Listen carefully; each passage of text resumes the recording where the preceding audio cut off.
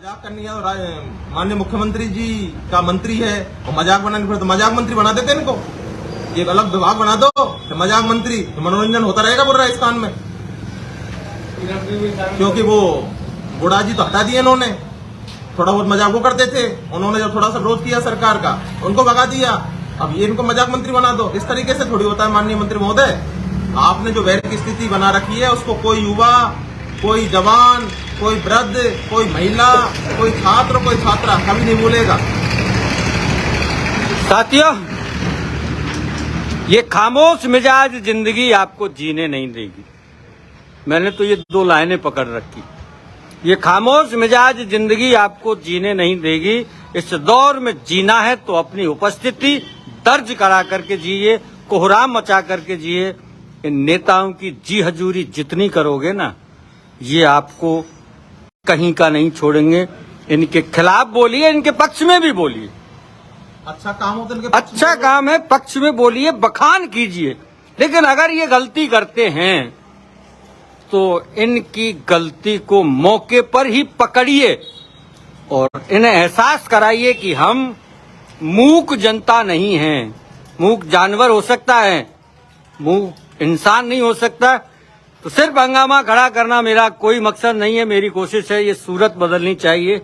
तेरे सीने में ना सही, मेरे सीने में सही हो कहीं भी आग, लेकिन आग चलनी चाहिए। और कुछ चलते चलते कहना हो? हम तो मंत्री जी से ये निवेदन करना चाहते हैं, माननीय मंत्री जी ने आपसे एक निवेदन किया था। हम तो खुशी है कि आप मुख्यमंत्री बने इस राजस्थान के, और ये भी निवेदन किया था। मैं यूनिवर्सिटी काउंसिल के काफी नजदीक रहा हूँ। वसुंधरा सरकार में यूनिवर्सिटी को पीडब्ल्यूडी मंत्रालय रहा था। जिस तरीके से उन्होंने डीडवाना की, लाडनू की, परवसर की, मकराना की और संपूर्ण आसपास के क्षेत्रों की सड़क जैसे बना दी, इस तरह का निवेदन आपको बनाया। आपने तो यहाँ सिर्फ गंदी राजनीति की है और सिर्फ गंदगी फैलाई है।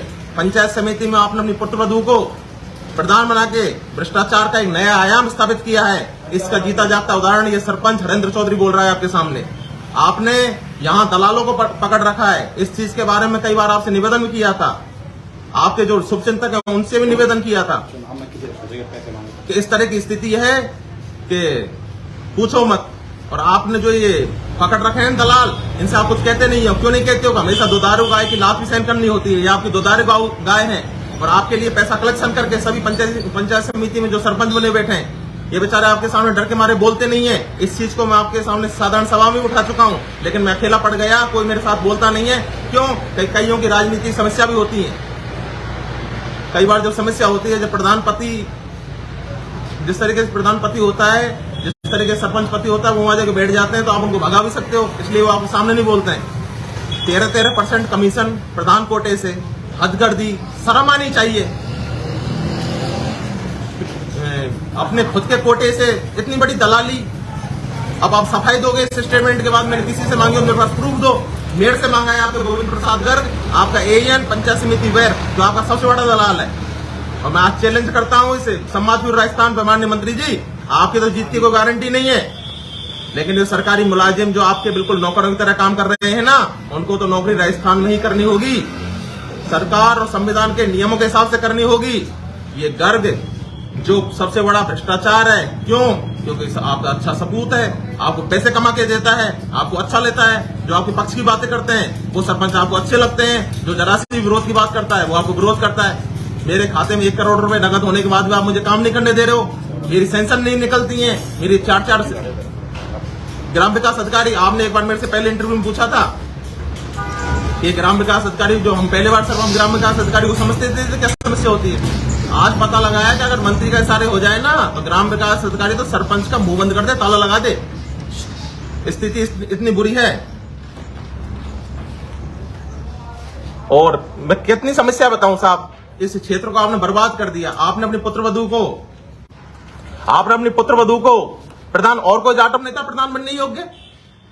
मैं सम्मान करता हूं। मैंने उस दिन भी पंचायत समिति बैठक में कहा था कि हमारी सम्माननीय पुत्रवधू के नाम से, आपके घर की इज्जत के नाम से गोविंद प्रसाद गर्ग कमीशन मांगता है। आपने उससे क्यों नहीं कहा? उस मीटिंग में लगभग 18 सरपंच, 5 पंचायत समिति के सदस्य, वर्तमान बीडीओ सुरेश बागोरिया जी और ललित कुमार मीणा जी, एसडीएम साहब भी बैठे थे उस मीटिंग में। इस तरीके से कब तक आप दबाओगे? हलेना के कन्नू ठाकुर ने मजबूत कार्यकर्ता थे, कहीं कमी नहीं छोड़ी, घर बर्बाद कर दिया।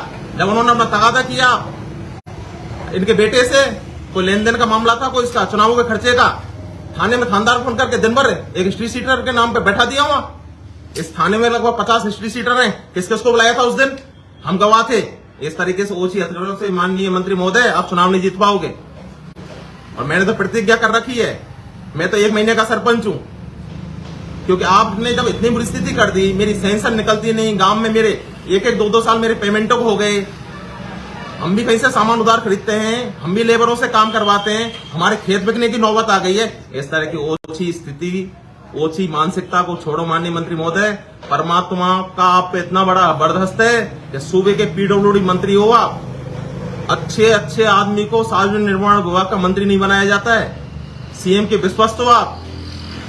और मैं तो पढ़ा लिखा आदमी हूं, चाहे भारतीय जनता पार्टी का कार्यकर्ता हूं। सीएम साहब भी अच्छे आदमी है, नेक आदमी है, अच्छा कार्य कर रहे हैं। राजनीतिक विचारधारा नहीं मिल रही है तो हम अलग उनके खेमे में नहीं है, पर इस तरीके से नहीं कि आप एक सीएम का भी अपमान करवाओ इस क्षेत्र में।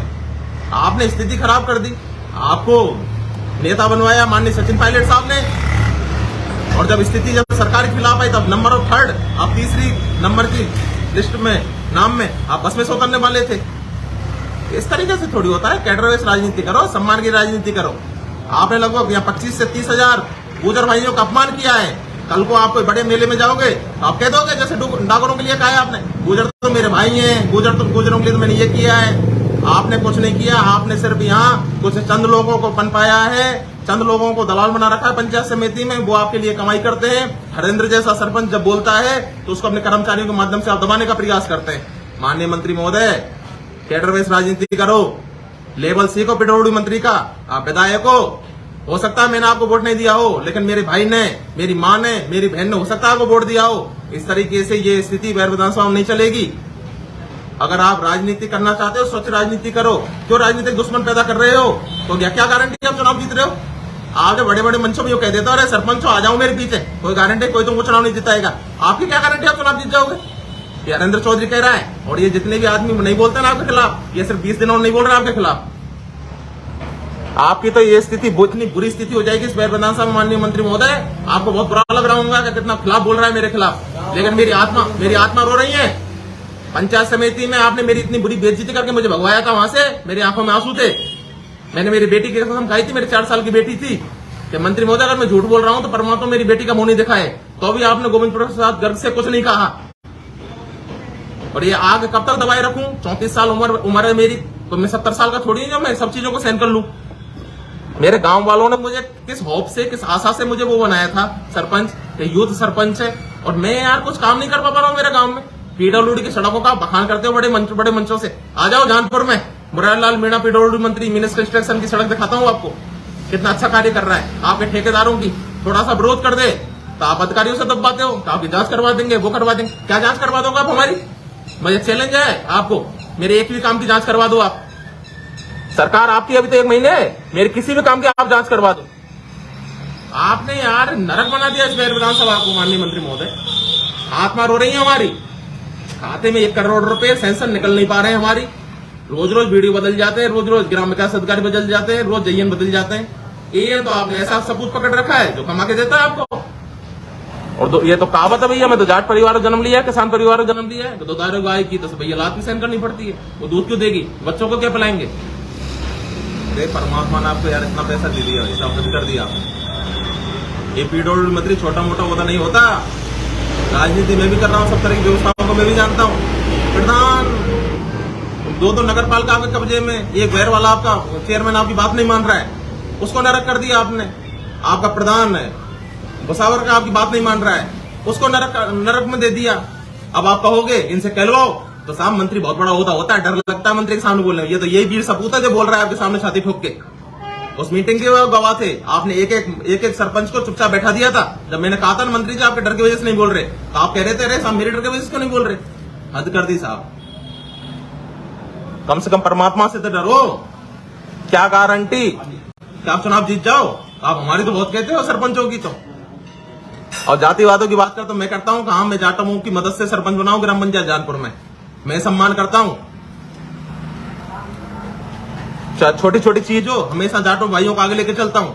पर आप अब जाटों में एक गोत्र का नाम ले दो, इस तरीके से थोड़ी होता है साहब। ऐसा पढ़े लिखे आदमी हो, सीएम का तो सम्मान करो, बड़े बड़े सीएम ने आपको राजस्थान का कैडर मंत्री बनाया है। पेट्रोलियम मंत्री की पीवी नहीं जानते थे आप बनाने से पहले, हो सकता है आप ठेकेदार थे।